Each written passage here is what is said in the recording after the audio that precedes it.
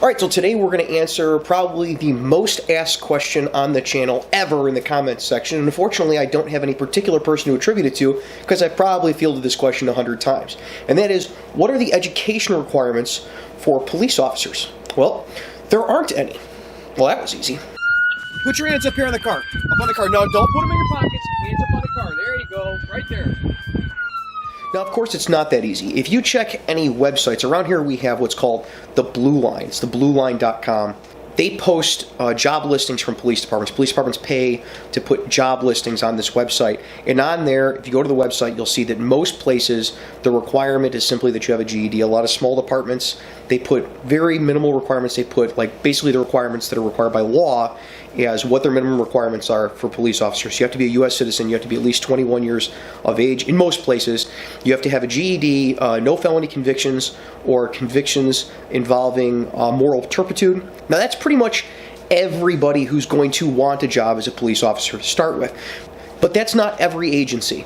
Some places require that you have a high school diploma. They won't accept a GED. Some places require an associate's degree. Some places require a bachelor's degree. And when you get into specific jobs where you're lateraling into a position, and these are very few jobs, but you're lateraling into a position where you have to have a very specialized skill, some of them don't really require but kind of insist upon having a master's degree in that particular field. Now, when we start looking at the numbers of places that require these different education levels, the most common one is agencies that require a GED. And when you look at them, they're mostly small places. And when you look at why they're requiring a GED, it makes a lot of sense. A lot of small agencies don't have the money to train up everybody that they hire. A lot of them prefer to have people with prior experience who are already certified or are only going to have to take like a 40-hour class to transfer from one state to the other. They're trying with the very minimum requirements to draw people in from other agencies that have experience. This makes sense for a lot of small places. But because the small place says that their only requirement is that you have a GED, doesn't mean that you're necessarily going to be in a good position to get a job there if you show up, you're 21 years old with no work experience and have just a GED. Just like with age requirements, because a place says that they'll hire someone who's 21 years old, that doesn't mean they're going to hire someone with no work experience that's 21 years old, and that's the same reason they won't hire someone with no prior work experience that has just a GED. They're just casting a very wide net, trying to collect in as many candidates as possible so they can pick the best one for their agency. And a lot of small places, they don't have cash to put into a large hiring process and a large vetting process. That's their easiest route to go. If they hire someone who's already a police officer, meets the minimum requirements, then they're good. They're not necessarily going to take the goofy kid who's 21 and just has a GED unless he has prior work experience. So let me give you a suggestion to the people who are going to go out there and not go to school, have a GED, or just have a high school diploma. If you're in that situation, you're not going to go to school, you're not going to go get a degree, you have two options. One is go to the military. A lot of places love pulling in military vets and will in fact give you the same credit for spending 4 years active duty in the military as they would for you to have a 4-year degree from a university. Not everywhere, mind you, but a lot of places that I find, in fact, the place I work at, if you have 4 years of active service in the military, they count that as education. So that starts opening inroads. The second one is to have a job where other people have to put trust in you. And so the military answers that too. So a military veteran coming into a place that requires a GED or a high school diploma has a step up on everyone else, and in some circumstances, if the place requires an associate's or a bachelor's degree or equivalent military service, that'll get you in too. The plus side is that doesn't cost you anything in money really, and it gives you a guaranteed job as long as you can stay in. The downside is that you have to go to the military, and that's also not everybody's cup of tea. The other option is to get a job in a related or an unrelated field. Really, the only thing that's important about finding that job, if you're not going to go to college, is having a job that requires you to be responsible, especially if it involves you being responsible for other people. And it has to be age appropriate. So if you get out of high school when you're 18 and when you're 19 years old, you're working at the arcade at the mall, that's not a big deal. But if you're 21 years old and you're working at the arcade at the mall, that seems to be a little un-age appropriate. It's not a job that shows that you have responsibility to someone who's looking to give you a gun, a badge, and a squad car and send you out to dispense justice upon the public. What you're looking for is a job like truck driving, where somebody's giving you $100,000 worth of truck and equipment to go take somewhere. Electricians, if you go to some sort of trade school and you get into a trade. EMTs, there's a lot of private ambulance companies, especially if you're in a major metro area. There's private ambulance companies that will hire people who meet the minimum job requirements. You're 21 years old, you've got a good driving record, you go to EMT school, it's like a 40-hour class, and you get a job with a private ambulance company. A bunch of people that I went to the academy with came directly out of doing private ambulance to that. Armored car service, somebody's giving you a truck and a whole bunch of money and a gun, and trusting that you're not going to steal the money and you're not going to shoot anybody that doesn't need shooting.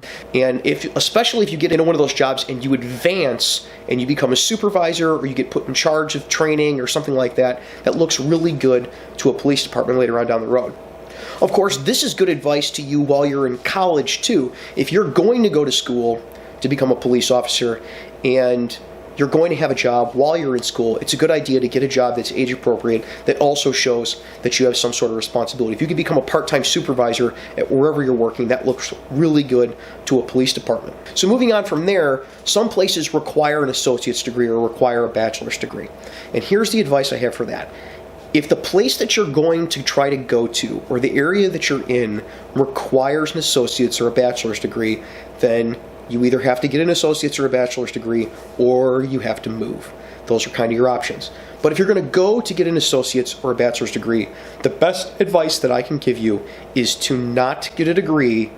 Don't major in criminal justice, or criminology, or crime scene investigation, or whatever it is universities are selling to you to tell you that you're going to get this job and you're going to become a detective or a crime scene investigator, or whatever shenanigans it is that they're telling kids to get their money right now.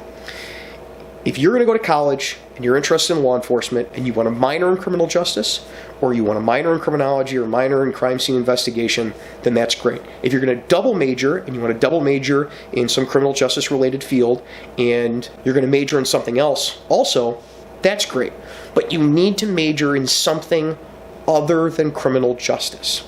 There are very few places that require that you have a degree in criminal justice. They normally either require that you have an associate's degree in criminal justice or a bachelor's degree in anything, or they require that you have an associate's degree in anything or a bachelor's degree in anything.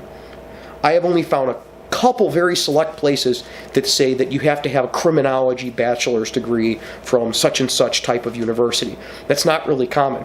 So what I suggest to people is what you need to do is major in something that is going to give you a marketable skill outside of law enforcement or within law enforcement, and preferably both.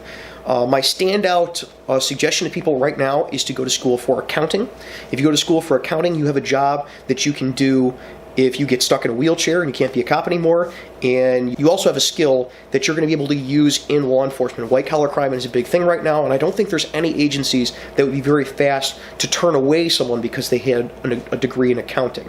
That's a skill that most of us have to acquire trying to work up cases, and have to acquire the ability to look at numbers and figure out what's going on with white-collar crime cases. And if you come in already knowing it, you're ahead of the game on at least that one area.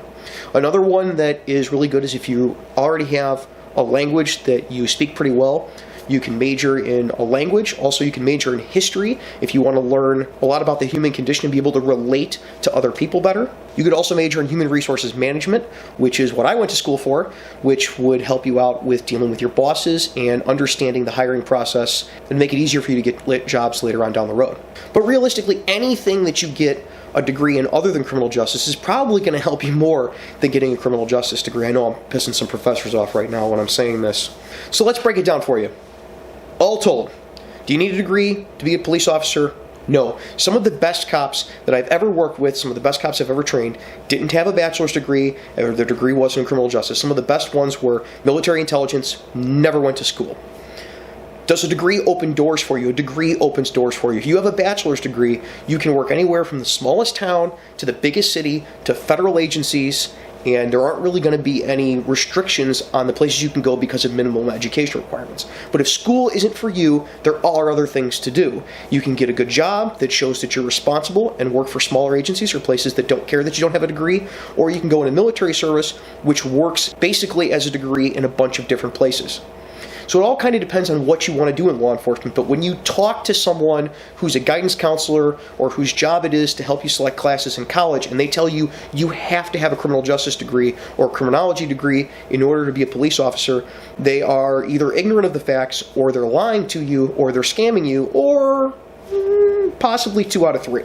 If you like this type of content, it helps you out, or it helps you understand more about law enforcement and the way it really works, please go check out the Patreon page up here. Patreon is where you help me make videos like this with a small donation. It allows you to see videos before I release them to the general public. I'm normally 1 to 3 weeks ahead on videos, so you could have seen this about a month ago when I shot it. You should also check out my Instagram for pictures of my equipment and what I'm doing and what's coming up in future videos if you're a subscriber.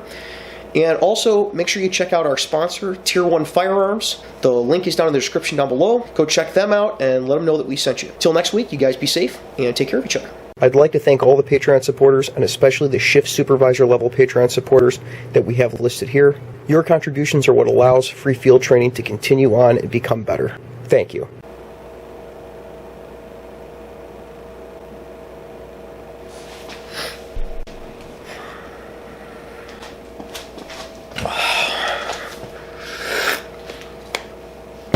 So today on Q&A with a Cop, we're going to take a question from Alexis Pereira. Hopefully I'm saying that right.